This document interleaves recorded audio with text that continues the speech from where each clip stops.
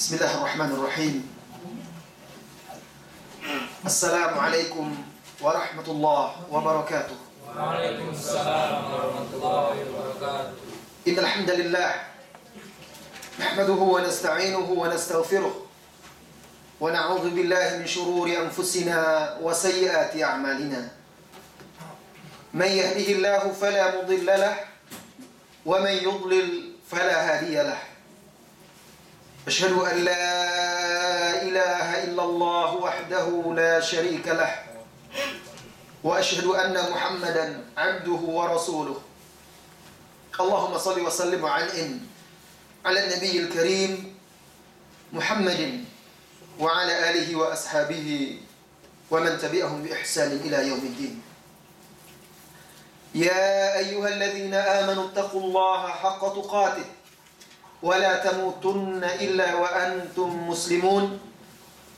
يا أيها الناس اتقوا ربكم الذي خلقكم من نفس واحدة وخلق منها زوجها وبث منهما رجالا كثيرا ونساء واتقوا الله الذي تساءلون به والأرحام إن الله كان عليكم رقيبا.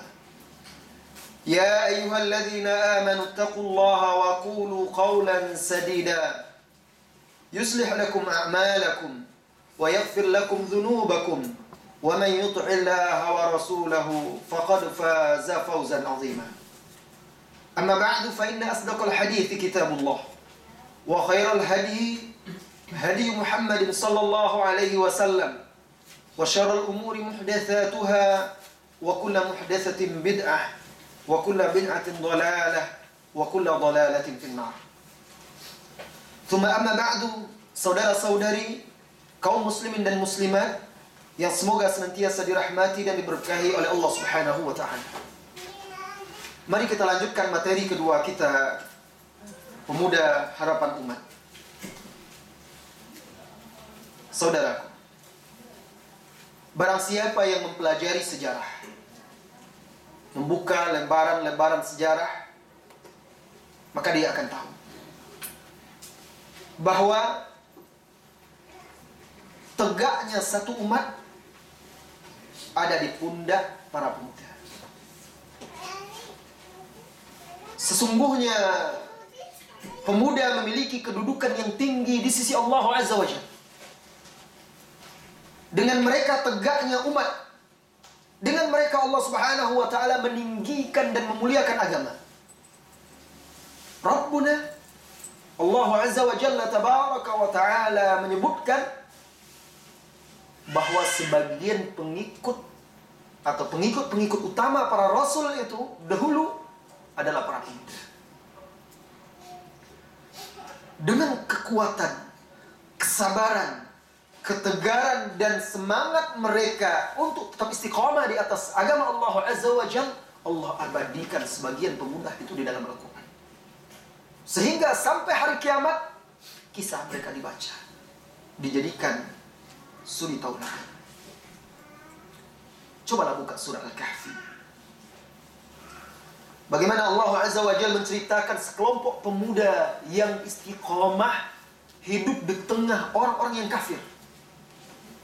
Tetapi mereka tegar memperjuangkan agama Allah Azza wa Jalla.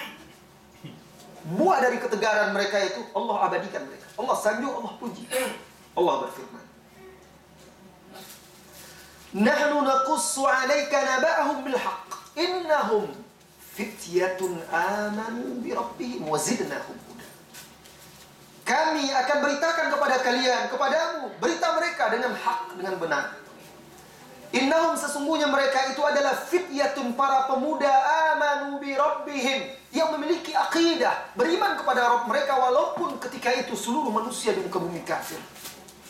Tidak ada yang beriman ketika itu kecuali mereka, asing, ghurbah. Hidup mereka seperti menggenggam bara api. Karena keistiqomahan mereka itu, wazidnahum huda, kami tambahkan petunjuk mereka, kami kuatkan mereka. Wa rabatna ala qulubihim idh qamu faqalu rabbuna rabbus samawati wal ardh. Dan kami ikat hati mereka Maksudnya kami satukan hati mereka. Tatkala mereka qamu berdiri tegak menyerukan. Qalu mereka berkata, Rabbuna Rabbus samawati wal ardh. Rabb kami adalah pencipta langit dan bumi. Dialah satu-satunya yang berhak untuk diibadati. Walan nad'u min dunihi ilah. Kami tidak akan menyeru selain daripadanya sebagai ilah yang kami ibadati. Keimanan, tauhid yang mereka pertahankan di hari seluruh manusia kafir. Hanya segelintir pemuda itu tetap mengikuti ajaran nabi-nabi sebelum mereka. Nah, saudara-saudari, kaum muslimin dan muslimat, pemuda rupanya memiliki kedudukan yang tinggi di sisi Allah Subhanahu wa taala. Jika Anda ingin melihat satu umat apakah baik atau tidak, kuat atau lemah, maka lihat para pemudanya. Apabila para pemuda dari umat tersebut berjalan di atas jalan Allah Azza wa Jalla, berpegang teguh dengan tali Allah Subhanahu wa taala, ketahuilah umat itu masih memiliki izzah, kemuliaan, masih memiliki kekuatan. Tetapi sebaliknya, jika engkau lihat para pemuda, para pemudinya tersesat, hidup mereka sia-sia, jauh dari Allah Subhanahu wa taala, ketahuilah umat itu berada di tepi jurang kehancuran, sedang melukis kehinaan bagi diri sendiri. Jika Allah Subhanahu wa taala tidak merahmati dan menunjuki mereka, habis. Saudara-saudari kaum muslimin dan muslimat, masa muda pemuda itu memiliki keutamaan yang besar di dalam Islam. Karena itu pemuda termasuk satu dari 7 orang yang kelak di hari kiamat mendapat naungan Allah. Di hari tidak ada naungan kecuali naungan Allah Subhanahu wa taala. Ada 7 disebutkan dalam hadis Bukhari dan Muslim itu. Sab'atun yuzilluhumullah yauma la zilla illa dhilluh. Ada 7 orang, 7 golongan, 7 kelompok yang kelak di hari kiamat di mahsyar ketika matahari didekatkan ke kepala manusia dengan jarak 1 mil. Jangan dipikir mil di sini adalah mil ukuran kita. Karena di dalam beberapa riwayat sahabat mengatakan, saya tidak tahu mil yang dimaksudkan oleh Rasulullah itu adalah milun masafah, mil jarak tempuh, ataukah mil celak. Jadi celak, ibu-ibu ya, saudariku, celak itu kan biasanya ada lidinya itu untuk dianukan ke mata. Itu mil juga namanya dalam bahasa Arab. Bayangkan kalau sedekat itu, na'udzubillah.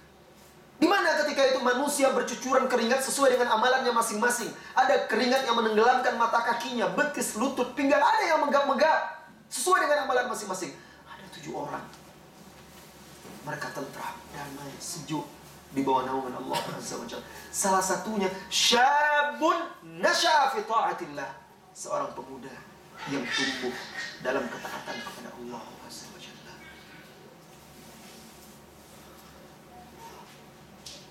Dan juga Rasulullah SAW pernah bersabda, hadis yang juga diriwayatkan oleh Imam Al-Bukhari di dalam kitab sahihnya dari Ibnu Abbas radhiyallahu anhuma. Berkata Rasulullah SAW, ni'matani maghbunun fihima katsirun minan nas. Ada 2 nikmat maghbun, banyak orang merugi pada 2 nikmat ini. Apa itu? As-sihhat wal faragh, yaitu kesehatan dan waktu yang lowong. Tidak diragukan lagi, kesehatan dan waktu yang lowong itu banyaknya adalah pada pemuda. Kalau orang tua sudah payah, kesehatan sudah mulai berkurang. Nah, ikut-ikut pula menghafal Al-Quran. Banyak itu bapak-bapak itu punya semangat luar biasa, ingin belajar bahasa Arab. Dikasih PR kok menghafal kosakata, tidak sanggup lagi udah. Hafal hari ini 1 halaman, petang nanti lupa. Tapi anak muda masih punya kesehatan, kekuatan. Waktu kosong juga, orang tua itu waktunya sudah banyak untuk ini, untuk itu dan segala macam. Dan tidak diragukan lagi, hanya ada pada pemuda nikmat tersebut. Dan jangan bayangkan pemuda itu hanya anak usia 20, 25, 30. Masa muda itu puncaknya 40 tahun. Itu masih pemuda. 40, 23 masih pemuda itu. Jadi saudara-saudari yang umurnya mungkin udah 40-an, jangan, wah ini tuh bukan kaji saya ini, anak-anak muda. Tidak. Bahkan usia pemuda itu puncaknya antara 30 sampai 40. Itu puncak-puncak masa muda. Saudara-saudari yang semoga senantiasa dirahmati oleh Allah Subhanahu wa taala. Abu Barzah Al-Aslami radhiyallahu anhu menuturkan, Rasulullah sallallahu alaihi wasallam bersabda, kelak di hari kiamat, la tazulu qadama 'abdin yaumal qiyamah, tidak akan beranjak kedua kaki anak Adam hari kiamat. Hatta yus'ala, sehingga dia ditanya, an umrihi fima afnah, tentang umurnya, untuk apa dia gunakan, kemana dia pakai, untuk apa dia habiskan. Wa an ilmihi fima fa'al, dan tentang ilmunya, apakah dia amalkan. Wa an malihi min aina iktasabah, dan juga akan ditanya hartanya dari mana dia hasilkan. Wa fima anfaqah, dan kemana dia infakkan. Wa an jismihi fima ablah, dan tubuhnya ini untuk apa dia gunakan. Saudara-saudari, hadis ini diriwayatkan oleh At-Tirmidzi, Ad-Darimi, dan disahihkan oleh Syekh Al-Albani rahimahullahu taala. Syuf, perhatikan hadis yang mulia ini. Rasulullah sallallahu alaihi wasallam menjelaskan di sini, salah satu yang akan ditanya kelak di hari kiamat kepada seseorang itu umurnya. Umur itu dia masa muda kita itu. Kemana kita gunakan? Apa? Apakah hanya hilang sia-sia dari hari ke hari untuk urusan-urusan yang tidak berarti? Ataukah betul-betul kita gunakan seperti dahulu salafus saleh, memanfaatkan umurnya untuk kemuliaan agama Allah Azza wa Jalla? Dahulu salafus saleh, mereka adalah generasi muda ketika mereka mendampingi Rasulullah SAW berdakwah. Mereka yang berdiri di sisi kanan, kiri, di depan dan di belakang Rasulullah SAW berjuang. Hanya sedikit di antara mereka ketika itu yang sudah tua. Mayoritas mereka adalah anak-anak muda. Coba lihat Abu Bakar, yang paling dituakan di antara para sahabat. Berapa usianya ketika dia masuk Islam? Belum lagi 40 tahun. Ketika dia masuk Islam belum lagi 40 tahun. Kemudian lihat Umar bin Khattab radhiyallahu anhu. Umar masuk Islam wa umruhu, dan umurnya ketika itu 26 tahun. Ketika Umar masuk Islam, pemuda, belum lagi 30 tahun. Siapa lagi sahabat yang lainnya? Utsman bin Affan radhiyallahu anhu, lebih sedikit 20 tahun. Lebih muda dia daripada Umar. Ali, itu semua sahabat utama, masuk Islam umurnya 7 tahun. Sudah berjuang untuk agama Allah Azza wa Jalla. Bahkan menyiapkan dirinya sebagai martir. Yang penting Rasulullah Sallallahu Alaihi Wasallam selamat. Dia siap mati untuk itu. Semua itu sahabat-sahabat utama yang akhirnya menjadi orang-orang yang paling mulia setelah Rasulullah Sallallahu Alaihi Wasallam menapaki jalan petunjuk dan hidayah ini. Perjuangan mereka mulai ketika mereka menjadi seorang pemuda. Jadi jangan kira ini perjuangannya hanya untuk orang-orang tua saja, tidak. Bahkan anak-anak muda lah yang sebenarnya lebih banyak dituntut untuk memperjuangkan agama Allah Azza wa Jalla. Sahabat-sahabat yang lainnya, sisa 10 orang yang dijamin masuk surga itu juga pemuda. Abu Ubaidah Al-Jarrah, Abu Ubaidah Ibnul Jarrah, umurnya belum lagi 30 tahun ketika masuk Islam. Begitu juga Abdurrahman bin Auf, tidak sampai 25 tahun umurnya, di atas 20. Nah, itu semua adalah para pemuda. Dan di sini saya akan tampilkan beberapa contoh pemuda-pemuda yang telah menorehkan tinta emas dalam sejarah Islam, agar bisa menjadi contoh bagi pemuda-pemuda di zaman sekarang. Di saat umat Islam kehilangan para pemuda-pemuda yang mengemban agama ini. Hanya sedikit. Yang sedikit itu pun kadang tidak mengerti dan tidak paham apa yang harus mereka lakukan, bagaimana mereka berbuat. Lihat ini para pemuda-pemuda Islam, harapan umat yang dahulu telah membuat Islam ini jaya dan mulia.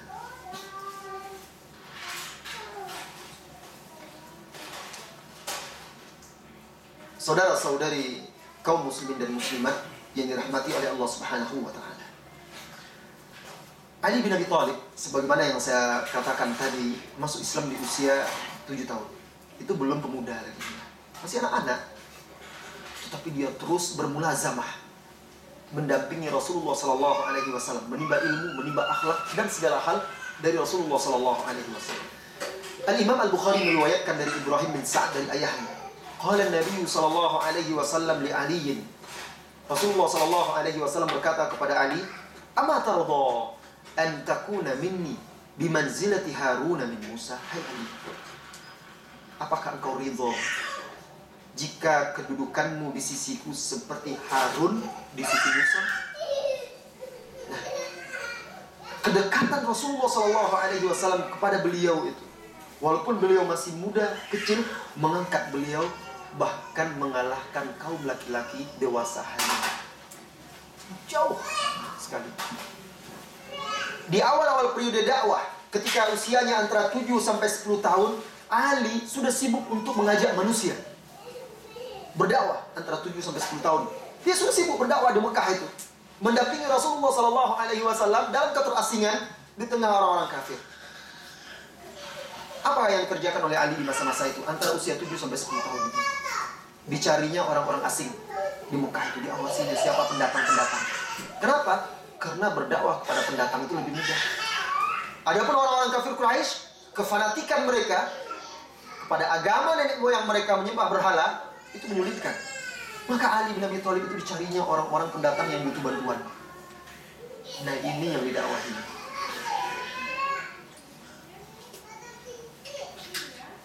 Ketika itu dia berhasil mendapati Abu Dzar radhiyallahu anhu. Abu Dzar pendatang Al-Ghifari, bukan penduduk Mekah. Seperti diriwayatkan oleh Imam Muslim di dalam Sahihnya dari sahabat Abdullah bin Samit, ia berkata, qala Abu Dzar bercerita, kharajna min qaumina Ghifarin wa kanu yuhilluna asy-syahr al-haram. Kami keluar dari kaum kami suku Ghifar. Ketika itu mereka telah berihlal di bulan haram. Mereka ingin menunaikan haji. Fa kharajtu ana wa akhi Unais wa ummuna. Pergilah kami, aku, saudaraku yang bernama Unais dan ibunda kami. Fa nazalna ala khalin lana, lalu kami bertamu di rumah bibi kami. Fa akramana khaluna wa ahsana ilaina. Lalu bibi kami tersebut menyambut kami, memuliakan kami, berbuat baik kepada kami. Fahasadana qaumuh, sehingga kaum bibi kami itu sukunya iri kepada kami. Faqalu innaka idza kharajta an ahlika khalafa ilaihim Unais faja'a khaluna fathana alaina alladhi qila lahu. Lalu dikatakanlah oleh kaum bibinya, innaka idza kharajta an ahlika, engkau apabila keluar dari istrimu, khalafa ilaihim Unaisun, maka Unais nanti yang akan menggantikan. Datanglah bibinya. Kemudian bibinya ini pun ketika Abu Dzar, karena banyaknya omongan-omongan orang di situ tentang dia ingin pergi, dihalangi oleh bibinya. Akhirnya Abu Dzar bersikeras juga untuk meninggalkan rumah bibinya karena banyaknya omongan orang yang cemburu kepada mereka. Lalu dia tinggalkan. Apa kata dia? Fahtamalna 'alaiha wa taghatta khaluna thawbahu faja'ala yabqi. Lalu kami pergi meninggalkannya, kemudian bibi kami menangis. Fantalaqna hatta nazalna bihadrati Makkah. Kami terus berangkat sehingga kami sampai di Mekah.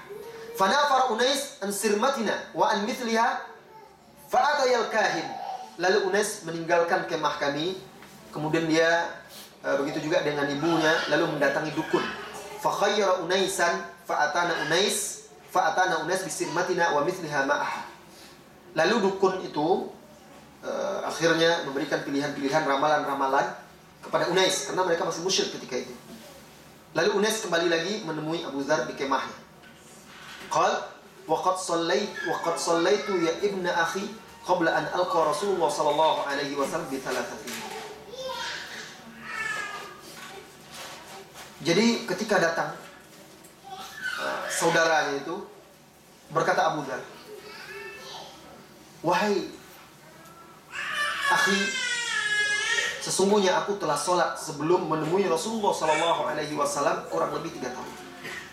Qultu, aku berkata, liman? Sholat untuk siapa? Lillah, untuk Allah. Qult, lalu dia bertanya lagi, fa'ina tawajjah, kemana engkau menghadap kalau sholat? Kalau kalian menyembah Allah, kalau engkau menyembah Allah. Atawajjahu haitsa yuwajjihuni rabbi usalli isya'an. Aku sholat kemana saja Allah mengarahkanku untuk sholat. Aku sholat di malam hari atau di akhir malam. Hatta idza kana min akhir lail ulqitu ka'anni khifa hatta ta'luni syams. Aku sholat isya, sholat malam. Waktu itu belum ada sholat fardu 5 waktu. Yang penting mereka sholat kepada Allah. Karena sholat itu sudah lama adanya. Ya, di zaman Nabi Ibrahim juga sudah ada sholat, cuma rakaatnya, bacaannya itu yang berbeda. Tapi sholat itu sudah ada sejak zaman Nabi dahulu. Sampai akhirnya di akhir malam, ulqitu, aku diilhamkan ka'anni khifa. Seolah-olah aku ini seperti tertidur. Hatta ta'luni syam, sehingga matahari terbit. Kemudian Unes berkata, inna li hajja bi Makkah fakfini. Aku punya urusan di Mekah, tolong bantu aku. Berangkatlah Unes ke Mekah. Sampai di Mekah, dia pulang ditanya lagi oleh Abu Dzar, ma sona'ta, apa yang kau lakukan di sana? Qal laqitu rajulan di Mekah. Aku bertemu seseorang di Mekah. Ala dinika. Dia sama sepertimu agamanya. Menyembah Allah. Yaz'am anna Allah arsalah.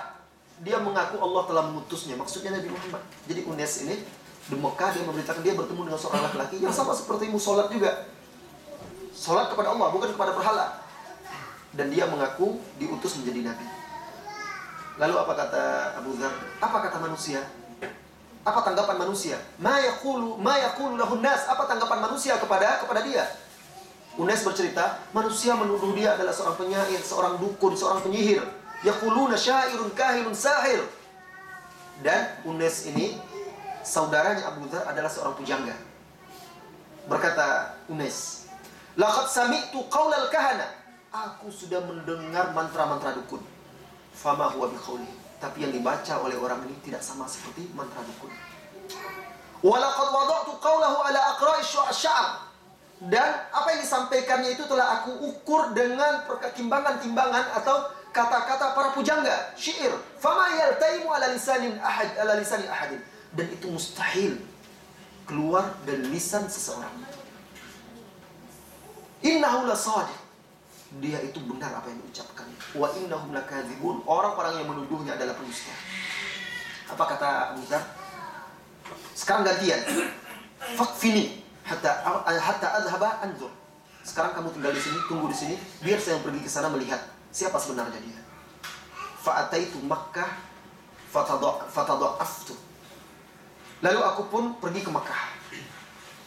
Dan aku memilih seseorang untuk aku kunjungi sebagai tuan rumah. Biasanya orang itu kalau datang dari situ, dia akan cari seseorang yang bisa menerimanya sebagai tamu. Fatada'aftu rajulan minhum. Lalu aku bertamu kepada salah seorang mereka. Faqultu aina hadzal ladzi tad'unahu as-sabi. Aku tanya kepada orang ini, mana dia orang yang kalian tuduh sabi? Sabi itu murtad. Fa asyara ilayya faqala as-sabi. Lalu dia memberi isyarat kepada aku, itu dia orang yang engkau anggap sabi. Kemudian famala alayya ahlul wadi bikulli madra wa azmin hatta kharatu makshiyan alaihi. Tatkala aku bertanya, mana dia orang yang kalian tuduh sabi? Akhirnya malah dia dituduh telah mengikuti agama Muhammad SAW, sehingga orang itu berteriak, memanggil orang-orang banyak dan mengatakan, as-sabi, as-sabi, ini dia orang yang murtad juga, ini yang murtad dari agama nenek moyangnya. Berkumpullah penduduk Mekah itu mengeroyok Abu Dzar. Apa kata Abu Dzar?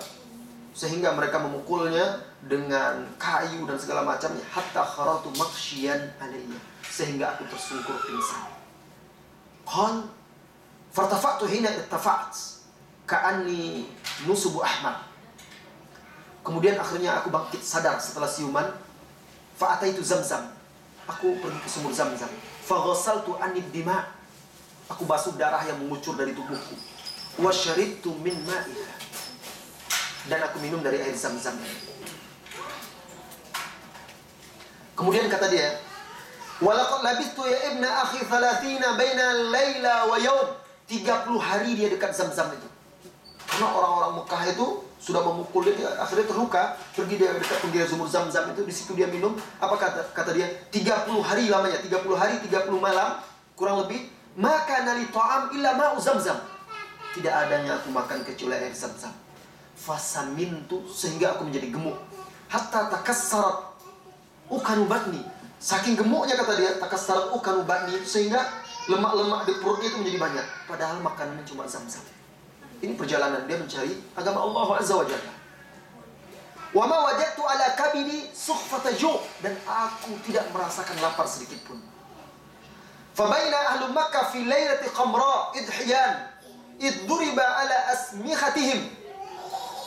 Kemudian suatu malam yang terang benderang, ketika itu yang terang dengan cahaya bulan, id duriba ala askhimatihim. Ketika itu terdengar suara yang memekakkan telinga mereka. Fama yatufu bil baiti ahadun, dan tidak seorang pun yang tawaf ketika itu di sekeliling Ka'bah. Illa ahadun wa imra'ataini minhum, kecuali ada satu orang dan dua orang wanita. Kemudian datanglah orang-orang ini menemuiku. Fa'atau alayya fi tawafihima. Kemudian datanglah mereka menemuiku. Lalu aku pun bertanya kepada keduanya. Fasa'altuhuma. Aku bertanya kepada keduanya tentang orang aina rajul alladhi tad'unahu as-sabi'. Mana dia orang yang kalian tuduh sebagai sabi', orang yang murtad itu.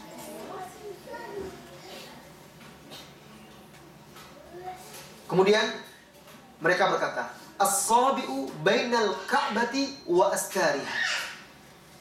Orang yang kau maksud sabi' itu ada di antara Ka'bah dan sitir kelambungnya. Rasulullah SAW sering berdoa di multazam. Multazam itu di sana beliau menempelkan badannya antara pintu Ka'bah dan Hajar Aswad. Itu salah satu tempat yang mustajab. Rasulullah SAW sering berdoa di multazam tersebut. Orang yang berdua itu berkata lagi, qala ta innahu qala lana kalimatan tamla'ul fam. Sabi, orang yang sabi itu menyampaikan kata-kata yang memenuhi mulutnya. Kemudian Abu Zar terus menanti-nanti saat munculnya Rasulullah SAW. Apa kata dia?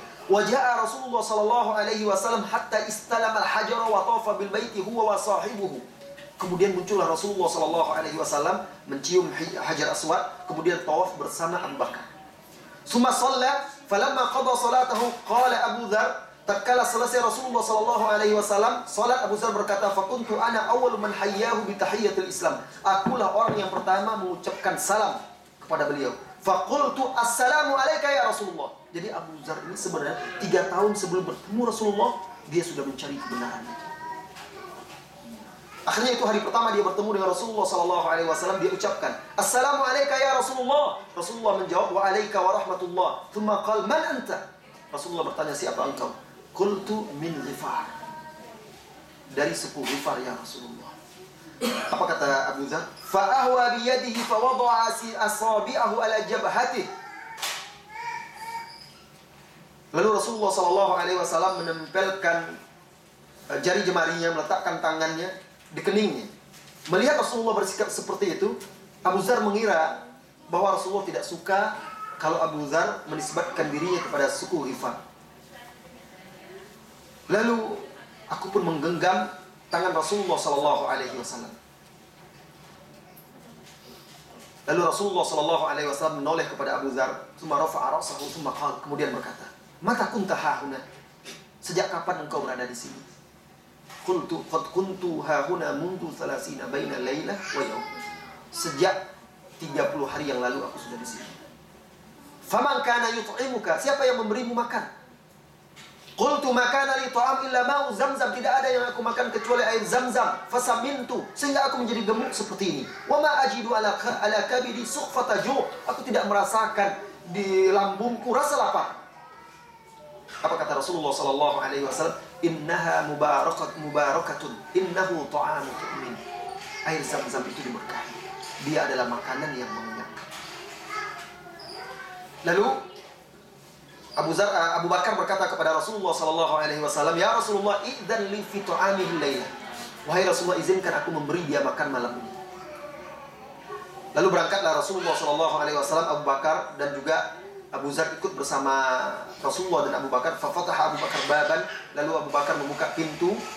Kemudian sebuah pintu, lalu dia di sana mengambil zabib. Zabib itu apa ya? Anggur yang kering. Anggur yang kering termasuk makanan pokok di Arab. Yakhbit lana min zabib at-Taif. Diambilnya satu genggaman. Wa kana dzalika awwal ta'amin akaltuhu biyah. Itu hari pertama aku makan. 30 hari tidak ada yang bisa dia makan. Dia tidak ada kenal siapa-siapa. Bahkan dia dituduh pengikut Nabi Muhammad SAW sehingga disiksa. Summa ghabartu summa ataitu Rasulullah SAW. Kemudian aku mendatangi Rasulullah SAW. Faqal innahu qad wujjihat li ardu dhatu nakhlin la uraha illa Yathrib. Apa kata Rasulullah SAW? Sesungguhnya aku diperlihatkan oleh Allah suatu negeri yang penuh dengan korma, dan aku yakin itu adalah Yathrib. Fahal anta muballighun anni qaumaka? Apakah bisa engkau, hai Abu Dzar, engkau menyampaikan kepada kaummu dariku, asallahu ayanfa'ahum bika wa ya'juruka fihim. Mudah-mudahan Allah memberikan manfaat kepada mereka denganmu dan juga memberikan engkau pahala karena berdakwah kepada mereka. Jadi Abu Dzar diutus akhirnya oleh Rasulullah SAW untuk berdakwah kepada kaumnya. Kemudian selama dia di Mekah, setelah dia masuk Islam itu, akhirnya dia ditampung oleh Ali bin Abi Thalib radhiyallahu anhu. Setelah dia diberi makan oleh Abu Bakar dan segala macam, Ali bin Abi Thalib yang mengurus dia, mengajarkan dia yang lain-lainnya. Sampai akhirnya dia pulang lagi ke Ghifar dan dia berdakwah sampai akhirnya suku Ghifar itu semuanya masuk Islam. Ketika itu usia Ali bin Abi Thalib baru antara 7 sampai 10 tahun dan Abu Dzar ketika itu usianya belum lagi 30 tahun. Semuanya adalah anak-anak muda. Ali bin Abi Thalib, seorang pemuda yang memiliki kekuatan, keperkasaan. Bukan hanya jiwa, hati, bahkan juga beliau orang yang kuat secara fisik. Sampai anak keturunan dia juga adalah orang-orang yang kuat. Dalam perang Khandaq, jadi perang Khandaq itu kan sudah digali parit-parit. Tidak ada orang-orang musyrikin yang bisa lolos, tetapi ada beberapa orang ahli-ahli perang mereka, pahlawan-pahlawan orang Quraisy itu yang bisa lolos. Di antaranya adalah Amr ibn Wud, yang kehebatan dia berperang di dalam sejarah disetarakan dengan 100 orang. Berhasil dia lolos.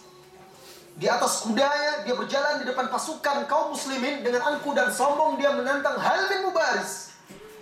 Siapa di antara kalian yang berani melawan saya? Tidak ada seorang pun sahabat Rasulullah SAW yang berdiri. Nah, berdiri Ali bin Abi Thalib. Karena dilihatnya tidak ada seorang pun yang berdiri. Berdiri dia, umurnya belum lagi 20 tahun. Apa kata Rasulullah SAW? Ya Ali, innahu ibnu Wud. Ali, itu adalah ibnu Wud, bukan orang sembarangan. Duduk. Duduk lagi Ali. Ditantang lagi. Siapa di antara kalian yang melawan saya? Hal bin Mubaris. Tidak seorang pun sahabat yang bergerak. Berdiri lagi Ali, disuruh duduk lagi oleh Rasulullah SAW. Sampai yang ketiga akhirnya Ali berkata, Ana lahu ya Rasulullah, saya yang melawan dia sekalipun dia ibnu Wud. Para sahabat Nabi itu adalah para pemuda-pemuda yang pemberani untuk menegakkan agama Allah SWT. Sampai ketika dia maju pun ditertawakan oleh Amr ibn Wud. Bahkan, siapa engkau? Disebut saya fulan-fulan. Pulanglah engkau wahai anak saudaraku. Pulanglah engkau kembali kepada ibumu. Ditertawakan dia oleh Amr ibn Wud itu. Karena anak kecil, anak remaja, belum lagi 20 tahun. Sampai akhirnya terjadi pertempuran itu. Dan beliau radhiyallahu anhu berhasil mengalahkan Amr ibn Wud itu dan membunuhnya. Ali bin Abi Thalib yang dikatakan di dalam Bukhari dan Muslim dari Sahal bin Sa'ad, yang dikatakan oleh Rasulullah SAW, hari perang Khaybar, la'tiyanna rayata ghadan rajulan yuftahu ala yadayhi yuhibbullaha wa rasulahu wa yuhibbuhullahu wa rasuluh. Jadi ketika Khaybar sudah terkepung, belum juga berhasil ditaklukkan, akhirnya Rasulullah mengumpulkan pasukannya. Apa kata Rasulullah?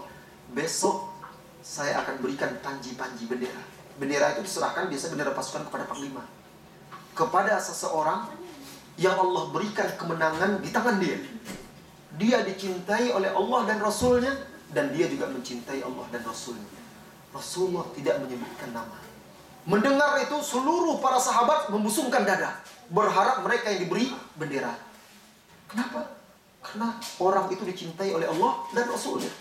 Sampai ada yang jinjit semuanya, menegakkan kepalanya, berharap dia yang dipilih. Tugas mulia. Malam itu tidur mereka tidak tenang, berharap, bercita-cita mereka lah yang terpilih oleh Rasulullah SAW. Besok ketika pasukan berbaris, semuanya berharap. Rasulullah bertanya, "Aina Ali? Mana Ali?" Qil yashtaki ainai. Ya Rasulullah, Ali sedang sakit matanya. Dipanggil. Setelah dipanggil, diludahi oleh Rasulullah SAW di kedua matanya. Lalu Rasulullah mendoakan, dan seketika itu sembuh, seperti tidak pernah sakit sama sekali. Kemudian Rasulullah serahkan bendera kepada dia. Apa kata Ali bin Abi Thalib? Ya Rasulullah, uqatiluhum hatta yakunu mithlana. Wahai Rasulullah, aku akan perangi orang-orang Yahudi itu sampai mereka seperti kita. Artinya sampai mereka masuk Islam atau mereka pergi. Apa kata Rasulullah SAW? Umfus ala rislika hatta tanzila bisahatihim thumma du'uhum ila Islam. Laksanakan tugasmu, berangkatlah sampai turun di tempat mereka, kemudian ajak mereka kepada Islam. Wa akhbirhum bima yajibu alaihim, sampaikan kepada mereka kewajiban-kewajiban mereka. Fa wallahi, hai Ali, demi Allah, la an yahdiyallahu bika rajulan, jika ada salah seorang dari mereka yang mendapat petunjuk melaluimu, khairun laka min an yakuna laka humrun ni'am, lebih baik bagimu daripada engkau mendapatkan onta-onta yang merah. Onta yang merah di zaman itu adalah mobil mewah, paling mahal harganya. Nah, Rasulullah gambarkan yang mahal, onta-onta yang banyak, yang mahal itu tidak ada apa-apa dibandingkan apabila engkau berhasil membawa seseorang itu kepada Islam. Pemuda. Rasulullah menugaskan para pemuda itu untuk berdakwah, berjuang, bukan orang-orang yang tua. Saudara-saudari, kaum muslimin dan muslimat yang dirahmati oleh Allah Subhanahu wa taala.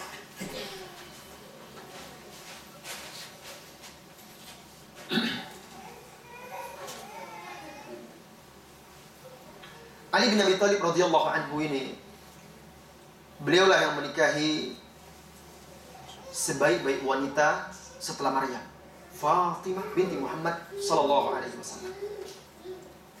Meninggal istrinya ini Fatimah, usia Fatimah ketika itu belum genap 25 tahun. Dan cukuplah bagi dia, Fatimah juga pemudi yang juga berjuang bersama Rasulullah SAW, yang sabar mendampingi Rasulullah SAW, ikut merasakan pahit getirnya di medan dakwah. Fatimah menceritakan bagaimana mereka ketika di Mekah dikucilkan di lembah, di antara bukit, gunung, dan di embargo, sampai kata Fatimah mereka hanya memakan daun-daunan dan rumput-rumputan kering. Sampai di antara mereka, usus mereka itu luka-luka, sakit, dan Fatimah sabar mendampingi ayahnya. Untuk apa? Untuk agama Allah Azza wa Jalla. Semuanya para pemuda, semuanya adalah para pemudi.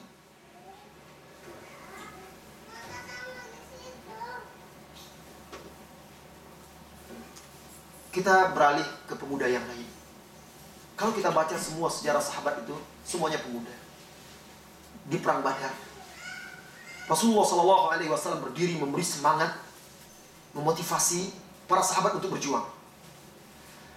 Dan Rasulullah SAW juga memberitakan barang siapa yang mati syahid hari itu akan mendapatkan surga seluas langit dan bumi. Ada seorang sahabat yang bernama Umair ibn al-Hamam. Tiba-tiba dia berdiri mendengar Rasulullah SAW berkata seperti itu. Dia berkata, ya Rasulullah, innali al-jannah in qutil. Ya Rasulullah, kalau saya terbunuh, apakah saya mendapatkan surga? Rasulullah SAW menjawab, na'am, ya. Fashadda ala a'da'illah makanahu fastashhad. Maka majulah dia berperang dan dia gugur sebagai syahid ketika itu. Dan dia adalah orang yang pertama syahid. Kemudian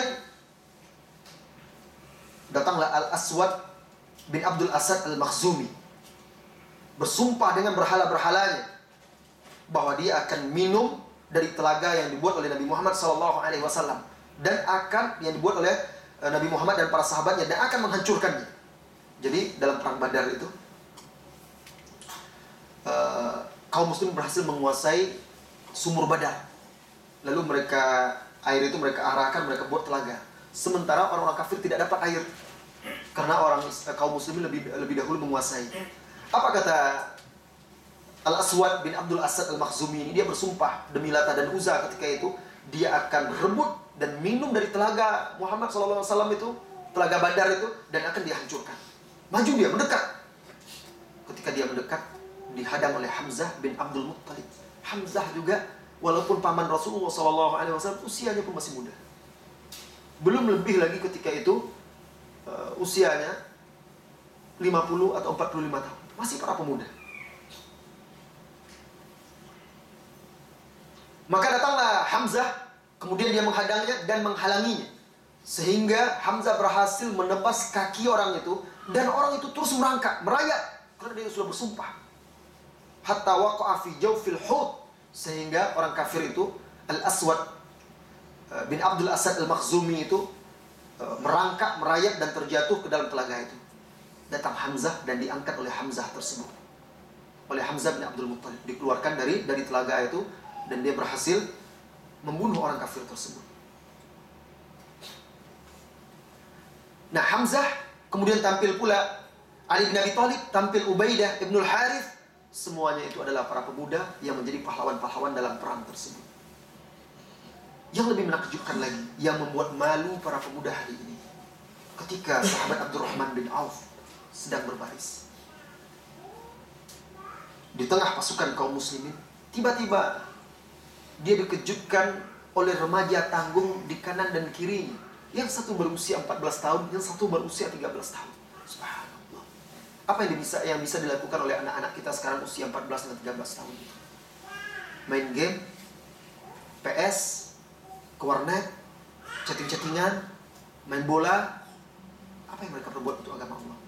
Di zaman itu, di hari itu, di usia itu mereka sudah berjuang untuk agama Allah Subhanahu wa ta'ala. Kita tidak mengharapkan mereka mengangkat pedang hari ini. Takkan sanggup mereka. Tapi setidaknya anak-anak muda sekarang itu mau mereka bertawajuh, mewakafkan hidup mereka untuk agama Allah, menghafal Al-Quran, kemudian menjaga diri mereka agar soleh, taat. Itu saja subhanallah, sudah luar biasa. 14 tahun, 13 tahun ketika itu, yang satu bernama Mu'ad, yang satu lagi bernama Mu'awith, dicoleknya Abdurrahman bin Auf sambil berkata, "Ya Am, wahai paman, dullani ala Abi Jahlin, tunjukkan mana itu Abu Jahal." Heran Abdurrahman bin Auf. Ngapain anak ini? Dia tanya, apa yang kau perbuat dengan Abu Jahal nanti? Aku dengar balaghani annahu sabballaha wa rasulah. Aku dengar Abu Jahal ini mencela, menghina Allah dan Rasulnya. Kenapa dia bisa mengatakan seperti itu? Karena akidah. Dia kecil sudah paham akidah. Bagaimana mungkin anak hari ini, remaja hari ini, pemuda hari ini akan mengatakan itu, sementara mereka lebih kenal Ronaldo, Cristiano, ini artis-artis apa semuanya, lebih kenal daripada Rasulullah SAW. Bagaimana mungkin mereka mengatakan saya akan bela sunnah Rasulullah SAW, sementara mereka tidak mengenal Rasulullah SAW. Anak ini kecil, usia segitu, dia berkata, aku dengar Abu Jahal ini mencela Allah dan Rasulnya. Wallahi, demi Allah, tidak akan ada yang memisahkan antara saya dengan dia sampai salah seorang dari kami mati. Anak seperti apa ini? Sekarang usia 14 tahun itu bisanya lari sana, lari sini, kemudian main dengan cewek-cewek remaja itu, ABG. Itulah kehidupan anak remaja sekarang di negeri kita. Tidak semua ada, tetapi sedikit. Kalau yang ada pun, mereka masih saja terpengaruh oleh budaya-budaya yang tidak baik. Begitu juga Muawis yang di sebelah kiri juga berkata seperti itu. Sampai akhirnya nampak Abu Jahal berperang dengan gagah berani, banyak kaum muslimin yang terluka. Lalu dia katakan, itu dia orang yang kalian cari. Hada sahibukuma. Langsung mereka berebut-rebut, berlomba-lomba memburu Abu Bakar bagikan 2 ekor anak elang yang memangsa musuh. Sampai akhirnya mereka berhasil menjatuhkan Abu Jahal berlumur darah. Dengan bangganya mereka seret pedang mereka itu menemui Rasulullah SAW. Bangga mereka telah berhasil menjalankan tugas. Lalu dia berkata, "Ana qataltu Aba Jahlin." Kata yang satu lagi, "Saya yang membunuh Abu Jahal." Kata yang satu, "Saya ya Rasulullah yang membunuh Abu Jahal." Apa kata Rasulullah? "Ajal, baiklah. Apakah pedang kalian hapus, kalian bersihkan?" Belum. Lihat ke sini. Kedua pedangnya berlumur darah. Apa kata Rasulullah? "Kilakuma. Kalian berdua telah membunuhnya." Siapa dia? Mu'ad dan Mu'awiz. Berapa usia dia?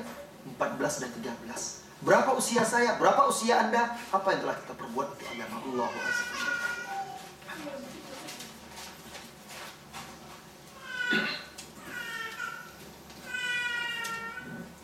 Saudara-saudari kaum muslimin dan muslimat yang semoga senantiasa dirahmati oleh Allah Subhanahu wa taala. Itu dalam di medan jihad. Dan sahabat itu semuanya, para pemuda itu di segala lini dakwah mereka sanggup melakukannya. Di bidang ilmu, kepemimpinan dan lain sebagainya. Siapa yang tidak kenal Mu'az bin Jabal? Mu'az bin Jabal yang dikatakan oleh Rasulullah SAW akan masuk surga mendahului mengalahkan para ulama 1 lemparan batu. Oleh karena itu disebut dia pemimpin para ulama, imamnya para ulama. Berapa usia dia ketika dia dikirim oleh Rasulullah SAW menjadi gubernur di Yaman dan juga berdakwah mengajarkan Islam di sana? Tatkala Rasulullah SAW mengatakan kepada dia, "Ya Mu'az, innaka ta'ti qauman ahlal kitab." Wahai Mu'az, engkau akan mendatangi berdakwah kepada ahlul kitab. Hadis itu di Bukhari dan Muslim. Usianya ketika itu belum lagi 25 tahun. Subhanallah. Begitu. Dalam usia seperti itu, mereka sudah mengemban tugas untuk menegakkan agama Allah Azza wa Jalla.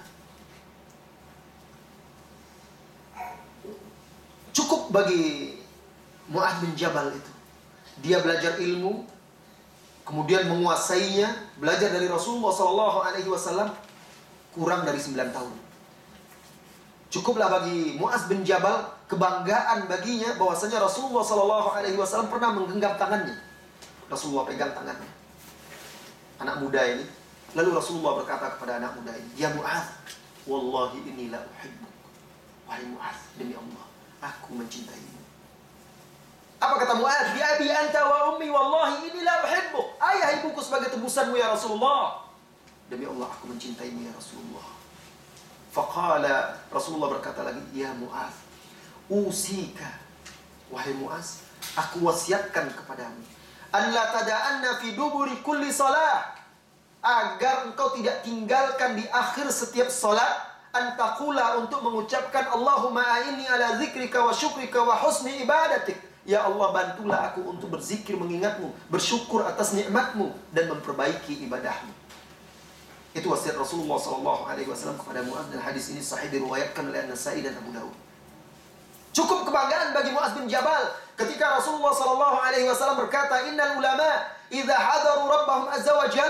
Sesungguhnya para ulama ketika nanti bertemu dengan Allah azza wa jalla di hari kiamat, kana Mu'adz baina aydihim ratwatan bihajarin.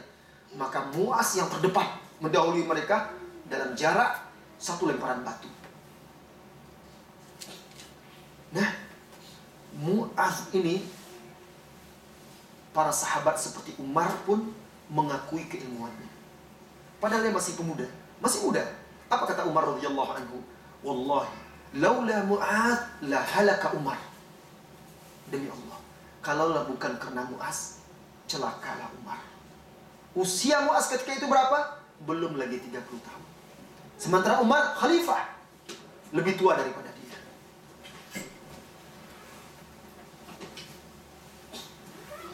Dalam perang Ajnadin, jadi dia juga ulama dan juga mujahid. Mu'adz bin Jabal berada di sayap kanan, berperang dengan gagah berani, sabar dan tegar. Ketika itu kaum muslimin jumlahnya sedikit, sementara kaum Romawi, kafir Romawi banyak sekali. Nah, ketika sedang berperang itu, qadarullah, Allah pertemukan panglima Romawi itu bertemu dengan Mu'adz bin Jabal. di sayap kanan pasukan. Lalu berkatalah Panglima Romawi ini kepada Muaz bin Jabal. Jadi Muaz bin Jabal memimpin pasukan di sayap kanan. Uhuruk bi jaishika wa furra ila sya'fil jibal. Hai, kata Panglima Romawi itu, Betrik Romawi itu, bawa pasukanmu lari sebelum saya hancurkan. Bersembunyilah di puncak-puncak gunung.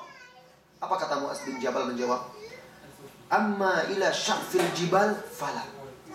Adapun ke puncak-puncak gunung kami tidak akan ke sana. Walakin, akan tetapi, lan tarawna illa fi hawasilit tayri wa butunis sibak. Engkau tidak akan melihat kami kecuali di paruh-paruh burung atau di perut-perut binatang buas. In qaddarallahu lana syahadah. Jika Allah berikan anugerahkan kepada kami mati syahid. Walan yabqa minna rajulun. Dan tidak akan ada lagi tersisa seorang pun dari kami. Au an nukhrijakum min biladikum azilatan saghirin. Atau kalau kami tidak mati, kami akan usir kalian dari negeri ini dengan hina. Begitu keberanian dia. Usianya belum 30 tahun ketika menjawab ancaman Panglima Romawi tersebut. Muaz bin Jabal ini radhiyallahu anhu ketika di Syam bersama pasukan kaum muslimin di masa Umar.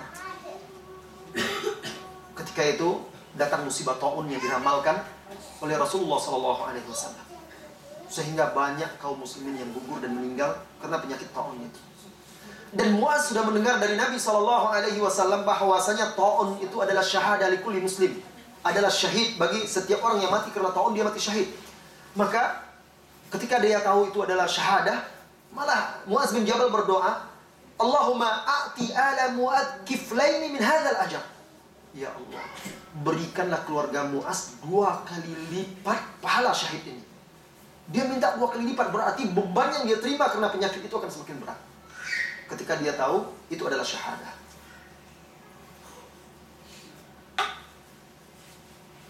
Dan dia punya anak namanya Abdurrahman. Abdurrahman ini usianya ketika itu belum lagi 10 tahun.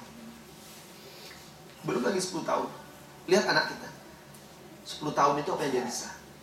Merengek-rengek saja baru. Iya. Anaknya Mu'adz ini belum lagi 10 tahun, namanya Abdurrahman. Dan anaknya ini yang pertama kena sakit pagi hari itu, anaknya itu sudah dijangkiti oleh penyakit taun tersebut. Ditemuinya anaknya, dia berkata, "Kaifa anta ya bunai?" Bagaimana keadaanmu wahai ananda? Apa jawab anaknya? Wallahi ala ma yuhibbu rabbuna wa yarda. Ayahanda, aku berada dalam keadaan kondisi yang disukai dan diridhoi oleh Rabb kita. Wa innal amra qad wasal. Dan urusan ini atau perkara ini, taun ini telah sampai kepadaku. Wa'adullah azza wa jalla an yarzuqani syahadah. Dan saya berdoa kepada Allah agar Allah menganugerahkan syahadah, mati syahid kepadaku. Anak sekecil itu sudah paham mati syahid. Subhanallah. Dia sakit, tapi dia hadapi dengan sabar dan tenang. Apa yang bisa dilakukan oleh anak-anak sekarang di usia itu? Apa yang dia kenal? Apa yang mereka bicarakan? Film kartun, komik-komik, itu yang mereka dapat. Nah. Berkata Muaz kepada anaknya, "Satajiduni ya bunai, insyaallah minas sabirin." Hai ananda, tenanglah. Engkau insyaallah akan dapatkan ayahmu ini orang-orang yang sabar. Anaknya sabar, bapaknya sabar. Anaknya tegar, bapaknya juga tegar. Subhanallah. Dari orang tua yang soleh akan lahir pula anak-anak yang soleh. Tidak sampai petang meninggal Abdurrahman ini. Lalu Muaz mengkafankannya dan menguburkannya. Setelah selesai dikuburkan, penyakit itu menular dan mengenai jari jemari, jari telunjuk Muaz bin Jabal. Lalu dilihatnya jari telunjuknya yang sudah terkena taun itu. Lalu dia berkata, "Innaka, engkau hai jari telunjuk, alladzi usibat bihadza taun, engkau yang terkena taun ini, wallah innaka la ahabbu ilayya min taladil ardi dhahaba." Engkau wahai jariku yang terkena taun lebih aku sukai daripada emas yang memenuhi bumi. Sakit lebih dia sukai. Kenapa? Karena dia pernah dengar orang yang terkena penyakit taun itu kalau mati syahid. Nah, itu dia yang dia dampak-dampakan. Subhanallah. Kemudian mulailah penyakit itu menjalari tubuhnya. Malam itu akhirnya dia merasakan sekarat. sampai menjelang subuh, sehingga orang-orang di sekitarnya itu, sehingga sekarang itu seperti mencekik dia, karena dia sudah berdoa, ya Allah berikan aku 2 kali lipat rasa sakitnya, karena dia mengharapkan 2 kali lipat pula pahala syahadah itu. Kadang-kadang dia menatap ke langit, terbaring, orang-orang di sekitarnya, dia terbaring menatap ke langit, lalu dia berkata, Rabbi ikhna, ya Allah cekiklah khalqaka fa inni uhibbu. Maksudnya perberatlah ujian ini, sesungguhnya aku mencintaimu. Kemudian sakitnya semakin parah dan sudah semakin sekarat. Lalu dia berkata kepada sahabat-sahabatnya, orang-orang yang di sekitarnya, coba lihat apakah sudah datang pagi atau belum. Lalu mereka menjawab belum, hari masih malam. Sampai akhirnya ketika mereka mengatakan sekarang sudah datang waktu subuh, wahai sahabat Rasulullah SAW. Lalu dimeteslah air mata dia dan dia berkata, A'udzubillahi min lailatin sabahuha ilan nar. Aku berlindung kepada Allah dari malam yang paginya akan membawa kepada neraka. Sahabat Nabi takut masuk neraka. Sudah dijamin masuk surga, tapi tetap takut juga kalau masuk neraka. Marhaban bil mauti. Selamat datang wahai kematian. Marhaban zairan mughiban habiban jaa ala faqah. Selamat datang wahai kekasih yang telah lama hilang, datang ketika dalam keadaan susah. Dia senang dia kematian itu datang. Karena dengan kematian itu datang, dia semakin yakin sudah saatnya bertemu dengan Rasulullah SAW, bertemu dengan Rabbnya. Lalu dia berdoa, Allahumma inni qad kuntu akhafu, ya Allah, semasa hidup aku sangat takut kepadamu. Fa'ana al-yawma arjuk, hari ini aku sangat mengharapkanmu. Allahumma in kunta ta'lam, sesungguhnya engkau maha mengetahui, anni lam akun uhibbud dunya, aku selama ini tidak mencintai dunia, wa tulal baqa, tidak ingin tinggal fiha di dunia ini, likaril anhar, untuk mengairi sungai-sungai, wala li gharsil ashjar, aku cinta dunia ini bukan untuk bercocok tanam, walakin li dham'il hawajir, aku ingin hidup di dunia ini untuk merasakan dahaga berpuasa, wa mukabadatis sa'at, dan juga mukabadatus sa'at itu bangun di tengah malam untuk salat tahajud, membaca Al-Quran, wa muzahamatul ulama, dan juga untuk berdesak-desakan dengan ulama, birruka, dengan lutut-lutut mereka, inda hilakiz zikir, di majelis-majelis ilmu. Jadi dia sebutkan, ya Allah, aku kalaupun aku ingin tinggal di dunia, bukan untuk bercocok tanam, bukan untuk mengejar dunia, bukan untuk perhiasan-perhiasannya, tetapi agar bisa berpuasa, agar bisa sholat malam, agar bisa menuntut ilmu, hadir di majelis-majelis ilmu. Kemudian wafatlah beliau. Kemudian umurnya ketika itu dalam satu pendapat 27 tahun, 28 tahun, dalam beberapa pendapat lagi dikatakan beliau wafat seusia dengan Nabi Isa, 32 atau 33 tahun. Masih muda, masih pemuda.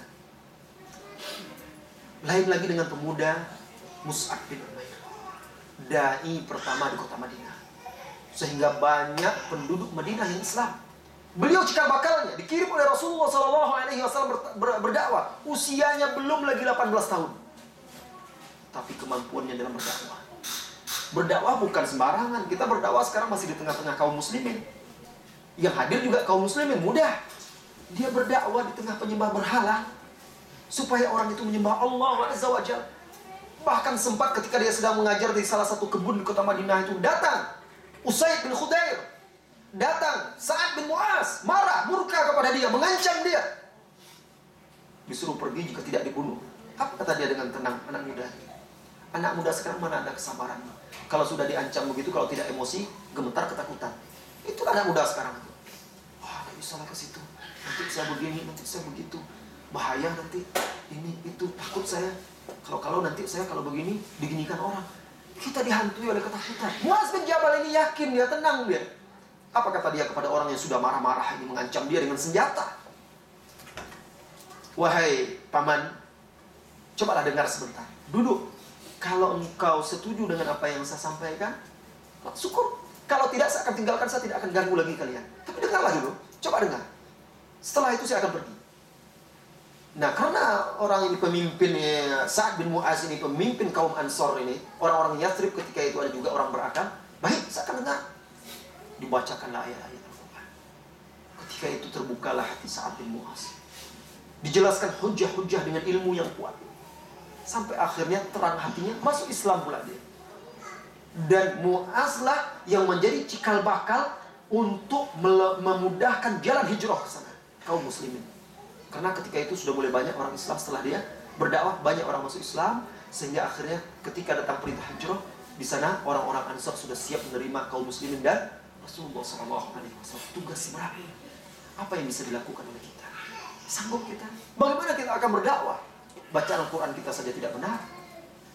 Kita baca pun kalau benar tidak paham. Bagaimana kita akan berdakwah? Diri kita masih tergoda oleh dunia. Mus'ab bin Umair ini sebelum dia berdakwah ditugaskan oleh Rasulullah SAW, diuji dulu dia di Mekah. Apa ujiannya? Mus'ab bin Umair ini adalah pemuda idola anak-anak gadis ketika itu. Orang kaya.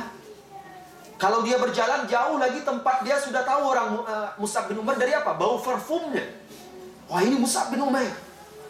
Ketika dia Islam, dunia itu ditinggalkan. Dia tidak bisa lagi. Kalau dia ikuti dunia itu juga akan menghalangi Islamnya. Sampai akhirnya ketika dia gugur di medan perang Uhud, apa kata Abdurrahman bin Auf? Menangis terisak-isak mengingat itu. Dia tidak punya pakaian lagi. Ditutup mukanya, terbuka kakinya. Ditutup kakinya, terbuka mukanya. Sampai akhirnya Rasulullah perintahkan jasadnya itu ditutup, mukanya dan kakinya ditutup pakai rumput-rumputan. Tidak ada dia punya apa-apa.